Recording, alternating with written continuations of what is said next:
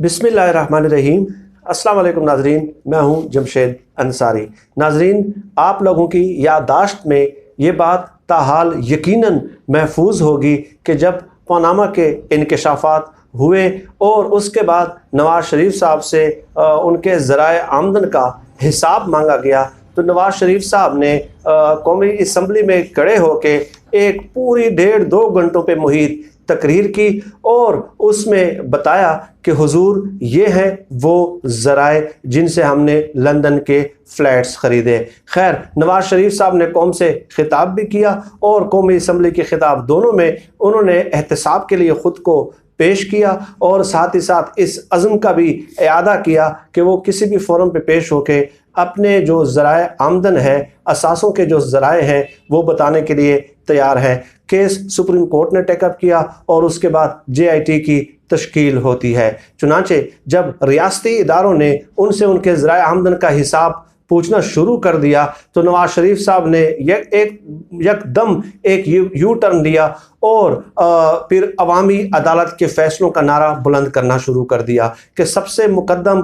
जो होते हैं कानूनी अदालतों से अवामी अदालत के फ़ैसले ज़्यादा मुकद्दम होते हैं। ये बिल्कुल पाकिस्तानी सियासत में एक नए ट्रेंड की, एक नए रुझान की शुरुआत थी कि आपसे आपकी करप्शन का, आपके ज़राए आमदन का, आपके लंदन फ्लैट्स का हिसाब मांगा जा रहा है और आप दरमियान में ले आते हैं कि अवामी अदालत। चुनांचे उन्होंने एक इनकलाबी रैली भी निकाली GT रोड पे, जिसका हशर नशर भी आप लोगों को नज़र आया कि उस इनकलाबी रैली में और तो इनकलाब कुछ नहीं आया और ना ही उस इनकलाब ने कुछ बहाया अपने साथ, क्योंकि इनकलाब तखरीब का भी मूजब बनता है। लेकिन उस इनकलाबी रैली में सरकारी ख़जाने का और अवामी पैसे का खूब इस्तेमाल हुआ और अवामी पैसे खूब बहाए गए। खैर, आगे चलें। फिर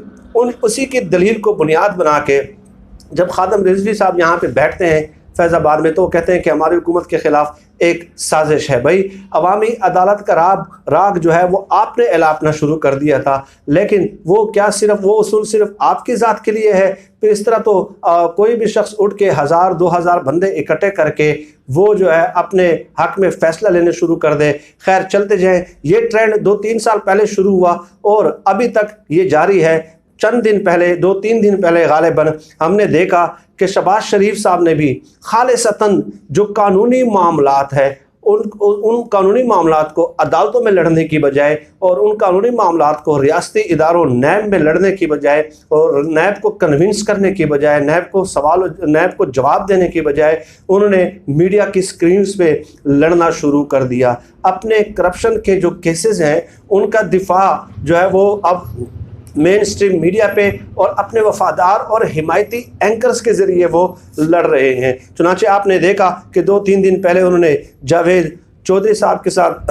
जावेद चौधरी साहब को इंटरव्यू दिया, एक तफसीली इंटरव्यू दिया और जावेद चौधरी साहब ने उन्हें पूरा मौका फराहम किया विदाउट एनी इंटरप्शन। दरमियान में थोड़ी बहुत वो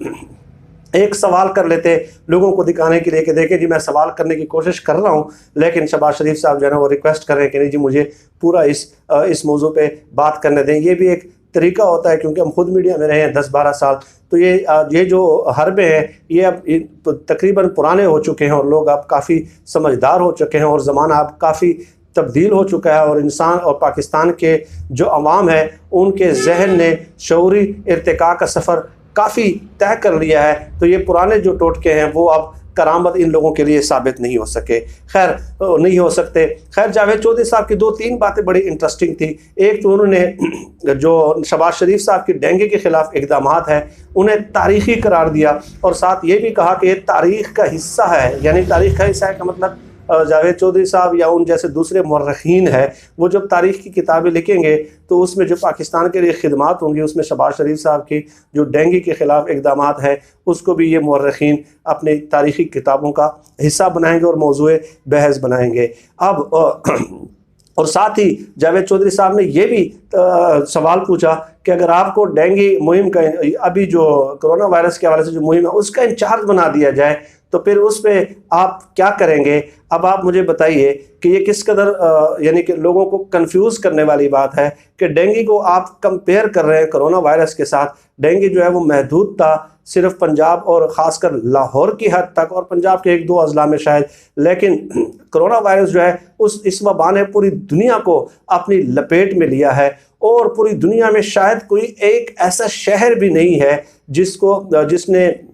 लपेट में जिसको कोरोना वायरस ने अपनी लपेट में न लिया हो। तो अब आप बताएं कि ये उनको एक दफ़ा फिर एक हीरोइज़म के तकद्दुस का दर्जा देने के मुतरादिफ था ये जो इंटरव्यू था कि एक तरफ उनके एकदम डेंगू के इक़दाम को तारीख़ी करार दिया जाए और दूसरी तरफ कोरोना इंचार्ज के हवाले से उनसे सवाल भी पूछा जाए। तो जावेद चौधरी साहब ने ये जो न्यूयॉर्क टाइम्स के जो आर्टिकल्स हैं ये शायद नहीं पढ़े, ठीक है। तो शहबाज शरीफ साहब ने ये भी कहा साथ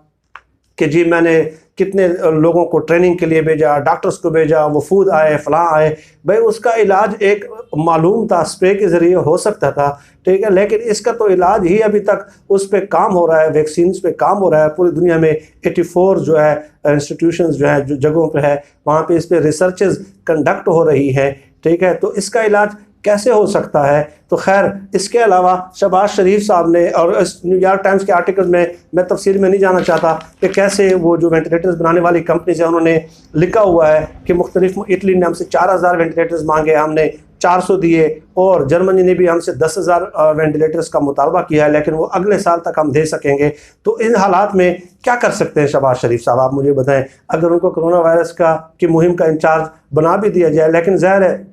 एंकर्स की भी अपनी कुछ ख्वाहिशात होती हैं और शहबाज शरीफ साहब की तरफ से भी फरमाइश होगी कि आप मुझसे ये सवाल पूछें ताकि लोगों में एक बार फिर मेरे कद काठ में इजाफा हो। खैर इसके अलावा उस इंटरव्यू में शहबाज शरीफ साहब ने नैब को पूरा चार्जशीट किया, पूरा चार्जशीट, ठीक है, और 24 जो नैब को उन्होंने 24 सफ़हात का जो जवाब है उसमें से चंद नुकात बताए और विदाउट एनी इंटरप्शन मौका फराहम किया गया। और मेट्रो, ऑरेंज ट्रेन, लंदन जिला वतनी के दौरान जो उन पे जो थोड़ी सी तकालीफ इलाज के मामले में शहबाज शरीफ साहब पे गुजरी कि परवेज़ मुशर्रफ साहब मुझे इलाज की इजाज़त नहीं दे रहे थे और फिर दरमियान में ज़ामिन आए और फिर मुझे इलाज की इजाज़त दी गई और मेरा कैंसर का जो इलाज है वो दरमियान में रुक गया था। गोया शहबाज शरीफ साहब पे जितने भी इल्ज़ामात थे उन सब का फ़र्दन उन्होंने अहाता किया और कोशिश की है 36-37 मिनट के इंटरव्यूज़ में कि वो लोगों के जहन में अपना मुकदमा पेश कर सकें। तो ये एक इंतहाई गुमराहकुन बात है। और ये नाज़रीन आप लोगों को याद होगा कि जब मैं हमेशा जब ये बात करता हूँ तो अल्हम्दुलिल्लाह मेरे दावे का जो अमली सबूत है वो प्रैक्टिकल सबूत, अमली नमूना आप लोगों के सामने पेश हो जाता है कि जैसे मैंने हमेशा कहा कि ये जो सियासतदान है अवामी मफाद के नाम पे लोगों को गुमराह करते हैं और इसकी पूरी एक हिस्ट्री है, वो मैं ज़रा नहीं बता सकता। लेकिन उन्होंने जब अपने ज़ाती मफाद को कौमी मफाद का नाम देना हो इन सियासतदानों ने कि ये होता उनका ज़ाती मफाद है लेकिन नाम उन्होंने कौमी मफाद देना है। अब उस ज़ाती मफाद को कौमी मफाद साबित करना वो इन जैसे हिमायती और वफ़ादार सहाफ़ियों के ज़रिए किया जाता है, जावेद चौधरी जैसे, सुहेल वड़ाई जैसे, हामिद मीर जैसे लोगों के ज़रिए। चुनांचे आप लोगों को याद होगा कि जब नवाज शरीफ साहब जिला वतन थे और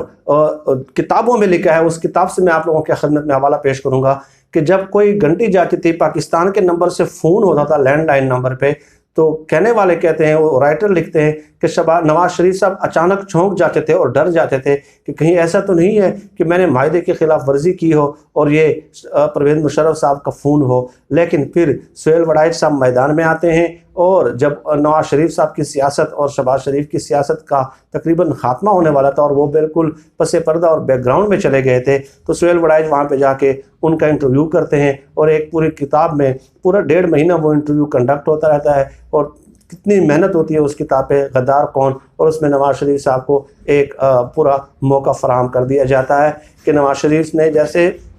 माजी में चंद एक कोई गलतियाँ की ना हो और पूरा मलबा उन्होंने फ़ौज पे डालने की कोशिश की और हद तक कि फ़ौज पे उस किताब में स्मगलिंग तक के इल्ज़ामात लगाए गए, नवाज शरीफ की तरफ से लगाए गए और गद्दारी तक के इल्ज़ामात फ़ौज पे लगाए गए। वो गद्दार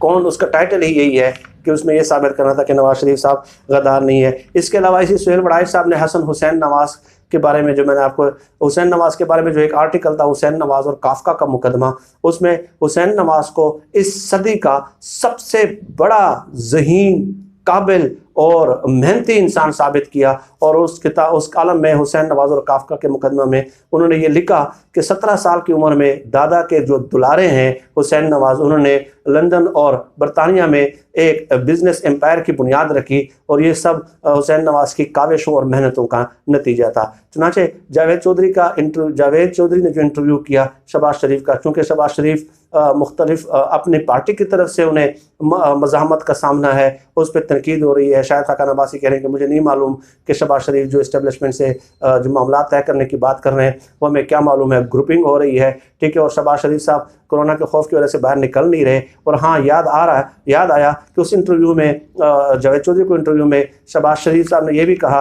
कि मैं कोरोना के डर की वजह से डॉक्टर्स ने मुझे मना किया कि मैं नहीं निकल सकता। तो जो आरिफ हमीद भट्टी साहब हैं, जो कहते रहे हैं और अवाम को गुमराह करते रहे कि शहबाज शरीफ के पास कोरोना के मुतालिक ज़्यादा मालूमात हैं, तो क्यों ना उससे गिरफ्तार करके तफ्तीश की जाए आरिफ हमीद भट्टी से कि भाई वो तो खुद कोरोना के डर से बाहर निकल नहीं रहे, और आप कह रहे हैं कि कोरोना वायरस का इलाज जो है वो शहबाज शरीफ है।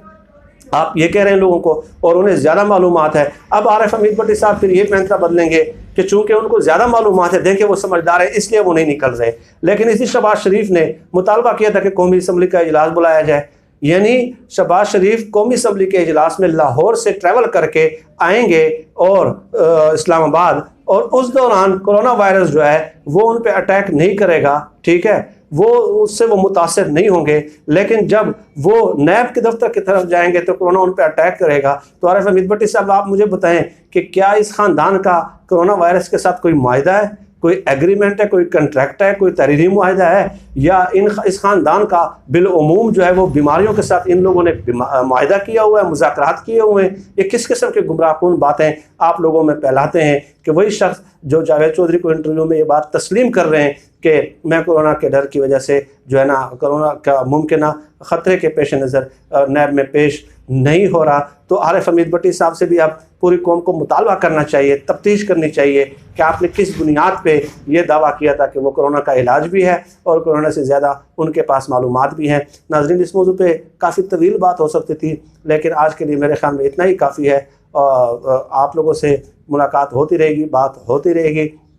आप सब लोग अपना बहुत बहुत ख्याल रखिएगा और मुझे अपनी दुआओं में खुसूसी तौर पे याद रखिएगा। अल्लाह हम सब का हामी और नासिर हो। पाकिस्तान जिंदाबाद। अल्लाह हाफिज़।